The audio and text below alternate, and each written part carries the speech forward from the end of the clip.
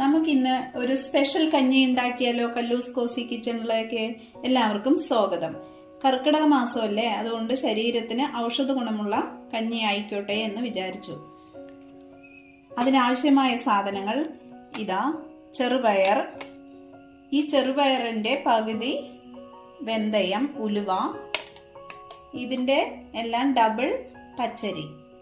ഈ വെന്തയവും ചെറുപയറും നമുക്ക് വെള്ളത്തിലിട്ട് കഴുകി ഒരു 4-5 മണിക്കൂർ കുതിർത്താൻ വെക്കാം, എന്നിട്ട് വേവിച്ചെടുക്കാം.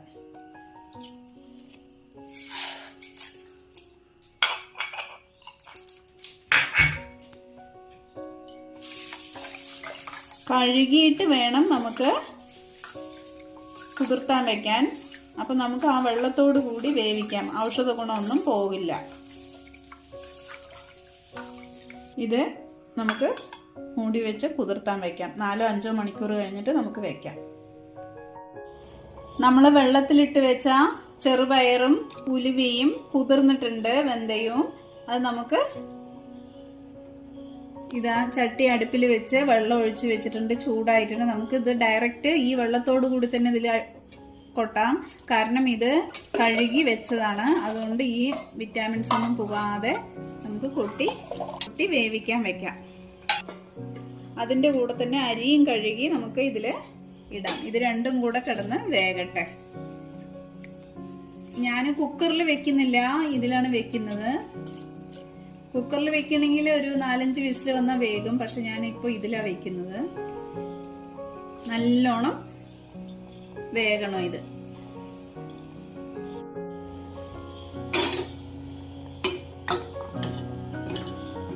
നമുക്ക് കുറച്ച് ഉപ്പിട്ട് കൊടുക്കാം.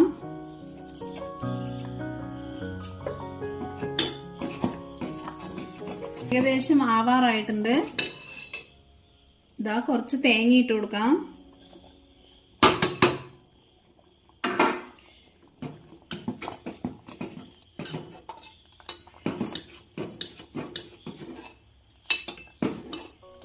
ഇത് ഈ ചട്ടിയിൽ വെക്കുമ്പോൾ 1/2 മണിക്കൂർ ആവണം. ഇതെല്ലാം കൂടെ വേകുമ്പോഴേക്ക് നമുക്ക് കുക്കറിലാണെങ്കിൽ 4-5 വിസിൽ മതിയാവും. എത്രയും വേഗം നമുക്ക് വേവിക്കാൻ സാധിക്കും.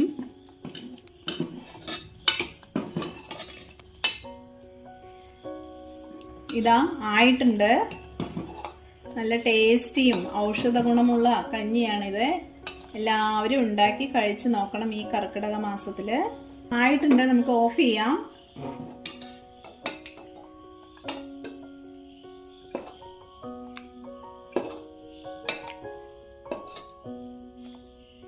ഈ ഒരു ബൗള് കഴിക്കണം ഒരാൾക്ക്, എങ്കിലേ അത് വയറ് നിറയുള്ളൂ.